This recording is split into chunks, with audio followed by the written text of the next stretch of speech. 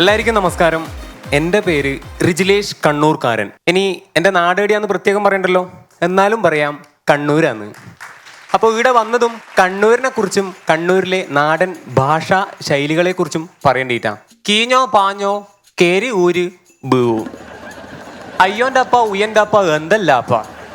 നോക്കണ്ട രമേശ് ചേട്ടാ, ഇതെല്ലാം നമ്മളെ കണ്ണൂരിലെ ഭാഷയാണ്. നമ്മൾ പരസ്പരം സംസാരിക്കുന്ന ഭാഷയാണ് ഇതൊക്കെ. നിങ്ങളെല്ലാം നാട്ടിൽ പല ആൾക്കും പല കടിച്ചാ പൊട്ടാത്ത പേരുകൾ ഉണ്ടാവും അല്ലേ? വലിയ വലിയ പേരുകളൊക്കെ ഉണ്ടാവും അല്ലേ? ഒരു പേര് പറയാം, പുത്തൻ വീട്ടിൽ ശ്രീധരൻ നായർ. കുറച്ച് വലിയ പേരാ അല്ലേ?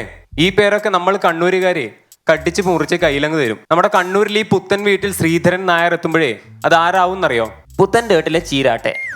എൻ്റെ നാട് കണ്ണൂർ ജില്ലയിലെ ചക്കരക്കൽ ടൗണോട് ചേർന്നുള്ള മുതുകുറ്റി എന്നൊരു ഗ്രാമമാണ്. അപ്പോൾ ഈ മുതുകുറ്റി നാട്ടിൽ അല്ലേ വേണ്ട, നിങ്ങൾ എൻ്റെ വീട്ടിൽ വന്നിട്ട് എൻ്റെ അമ്മയോട് ചോദിക്കണം, അമ്മേ ഈ റിജിലേഷ് കണ്ണൂർക്കാരൻ്റെ വീട് അറിയോന്ന്. എൻ്റെ അമ്മ കുറഞ്ഞതൊരു 4 വട്ടമെങ്കിലും ചിന്തിക്കും. എന്നിട്ട് പറയുന്ന മറുപടി ഇങ്ങനെയായിരിക്കും, ഉയ് അതാരേനു അപ്പാ, അനക്കറിഞ്ഞൂടെ ഇവരെ, നിങ്ങൾ അപ്പുറം എങ്ങാറ്റം പോയിട്ട് ചോദിക്കുന്ന് പറയും.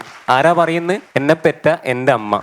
നേരെ മറിച്ചിട്ട് നിങ്ങൾ എൻ്റെ നാടായ മുതുകുറ്റിയിൽ വന്നിട്ട് പറയാ ഈ കൂറ്റമ്പേത്ത കുട്ടുവിൻ്റെ വീട് ഏതാ എന്ന് ചോദിച്ചു കഴിഞ്ഞാൽ ഇല്ല, അവർ കൈയും പിടിച്ചിട്ട് നിങ്ങൾ എൻ്റെ വീട്ടിലെത്തിക്കും, എൻ്റെ നാട്ടുകാർ. അതുപോലെ തന്നെ ഈ 70-80 കാലഘട്ടങ്ങളിൽ മലയാള സിനിമയിൽ ശാലീന സൗന്ദര്യം തുളുമ്പി നിന്ന ഒരു നായികയുണ്ടായിരുന്നു, ശാരദ. ഈ ശാരദ നമ്മുടെ കണ്ണൂരുകാരി ശാരദയെ വിളിക്കുന്ന ഒരു ശൈലിയുണ്ട്. അണേ ചാരേ, നീ ഇന്ന് പണിക്ക് വരുന്നില്ലേ?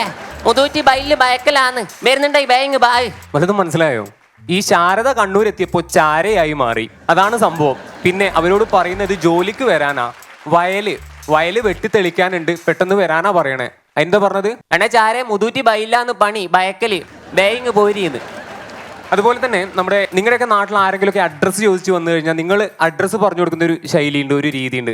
ആ ചേട്ടാ, ഇവിടുന്ന് നേരെ പോവാ, അവിടുന്ന് ഇച്ചിരി വലത്തോട്ടേക്ക്, പിന്നെ ഇടത്തോട്ട്, പിന്നെ കിഴക്കോട്ട്, അങ്ങനെയൊക്കെ പറഞ്ഞു കൊടുക്കും. പക്ഷെ ഞങ്ങൾ കണ്ണൂരുകാർ ഇത്ര നീട്ടി വലിക്കാനൊന്നും നിൽക്കില്ല. നമ്മൾ പറഞ്ഞു കൊടുക്കുന്ന ഒരു ശൈലിയുണ്ട്.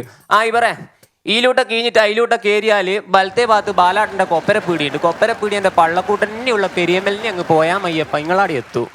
ഇനിയൊരു കഥ പറയാം. ഇപ്പോൾ ഞാൻ പറഞ്ഞല്ലോ കണ്ണൂരിൽ പല വിളിപ്പേരുകളുണ്ട്. അപ്പോൾ ഞാനും എൻ്റെ സുഹൃത്തുക്കളൊക്കെ ചേർന്നിട്ട് ശബരിമലക്ക് പോകുമ്പോൾ ബസ്സിലെ ഗൈഡ് പറഞ്ഞു, സന്നിധാനത്ത് ഇപ്പം നല്ല തിരക്കുള്ള സമയമാണ്, അതുകൊണ്ട് എല്ലാവരും ഒന്ന് പരസ്പരം പരിചയപ്പെട്ടിട്ട് ഒന്ന് മനസ്സിലാക്കി വെക്കുന്നത് നല്ലതാണ്. അതുകൊണ്ട് ഓരോരുത്തരായിട്ട് മുന്നിൽ വന്നിട്ട് പരിചയപ്പെടുത്തണം, സെൽഫായിട്ട് ഇൻട്രൊഡ്യൂസ് ചെയ്യണം എന്ന് പറഞ്ഞു. അങ്ങനെ ഓരോരുത്തരായിട്ട് പരിചയപ്പെടുത്താൻ തുടങ്ങി. രാജേഷ് വന്നു, രജീഷ് വന്നു, ശ്രീകേഷ് വന്നു, നികേഷ് വന്നു, അങ്ങനെ ഒരുപാട് ഷീമാര് വന്നു. ഈ ഷീകന് ഒരു പ്രത്യേകത ഉണ്ട്. എന്താണെന്നറിയോ? ഒരു കാലത്ത് കണ്ണൂർ ജില്ലയിൽ ഉദിക്കുന്ന പേരുകളുടെ ഒക്കെ അവസാനം ഷീ എന്ന അക്ഷരത്തിലായിരുന്നു അവസാനിച്ചിരുന്നത്. അതുപോലെ തന്നെ പേരിന്റെ അവസാനം ഷീ ഉള്ള ഞാനും ചെന്ന് പരിചയപ്പെടുത്തി. എൻ്റെ പേര് റിജിലേഷ്, ഞാൻ മുതൂറ്റി എന്ന് പറഞ്ഞ സ്ഥലത്തു നിന്നാണ് വരുന്നത്, തേപ്പിന്റെ പണിയാന്ന്. ഇത്രയും നല്ല കോട്ടും ഗെറ്റപ്പിൽ വന്നിട്ട് തേപ്പിന്റെ പണി എന്ന് പറയുന്ന ആദ്യത്തെ ഒരാൾ ചിലപ്പോൾ ഞാനായിരിക്കും. ഇനി പറയാൻ പോകുന്നത്, എന്നെ ഇൻട്രൊഡ്യൂസ് ചെയ്തിട്ട് ഞാൻ എൻ്റെ സീറ്റിൽ വന്നിരുന്നു. എൻ്റെ തൊട്ടടുത്തുള്ള പുള്ളിക്കാരൻ ചെന്ന് പരിചയപ്പെടുത്തി. പുള്ളിക്കാരൻ പരിചയപ്പെടുത്തിയത് ഇങ്ങനെയായിരുന്നു, ഞാൻ കോയിന്നേ കൈക്കോട്ടിൻ്റെ എല്ലാം പണിയാന്ന്, അഥവാ വൈതെറ്റി പോയിട്ടുണ്ടെങ്കിൽ ഓമിങ്ങൾ അന്യം കൂട്ടണോന്ന്.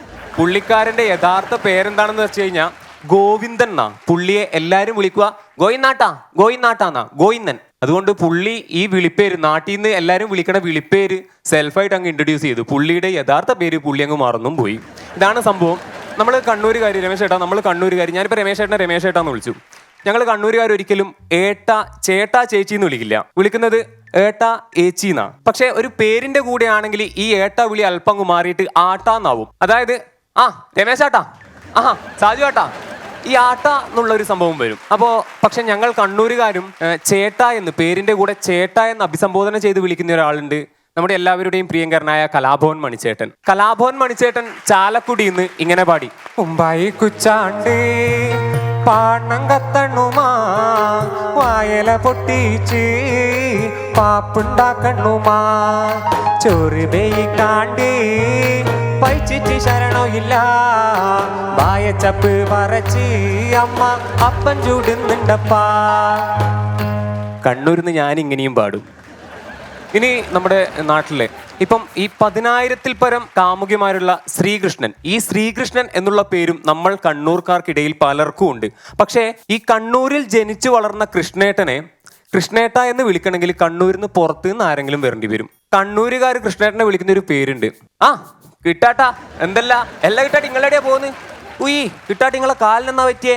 അപ്പൊ ഈ കിട്ടാട്ടം തിരിച്ചു പറയുന്ന ഒരു മറുപടി ഉണ്ട്, കാലിനെന്താ പറ്റിയെന്ന് ചോദിക്കുമ്പോഴേ. ആ ഒന്നും ഇല്ലടോ, ബയ്യപ്പുറത്തെ വെളുമ്പത്തുനിന്ന് പകുതി വീണ് വിട്ടിന് കാലിന്റെ കൊരട്ട പോയിട്ട് ബംഗക്കല്ലിന് തട്ടി. ഇപ്പൊ നോക്കുമ്പോ ഭയങ്കര ബാനിയും ബീക്കോ. ഇതുപോലെ മറുപടി പറയുന്ന കിട്ടേട്ടനെ ഞങ്ങൾ കണ്ണൂരുകാരെ എങ്ങനെയാ കൃഷ്ണേട്ടാന്ന് വിളിക്കുക? കണ്ണൂരും കണ്ണൂർ ഭാഷയും എൻ്റെ ജീവനാണ്. ഒരുപാട് സന്തോഷം. ലാസ്റ്റ് ഇപ്പം പറഞ്ഞില്ലേ, ഇത് പറയാണ്ട് ഞാനങ്ങ് കണ്ണൂർ പോയിട്ടുണ്ടെങ്കിലേ ചെത്തിക്കളിയും കണ്ണൂരുകാർ.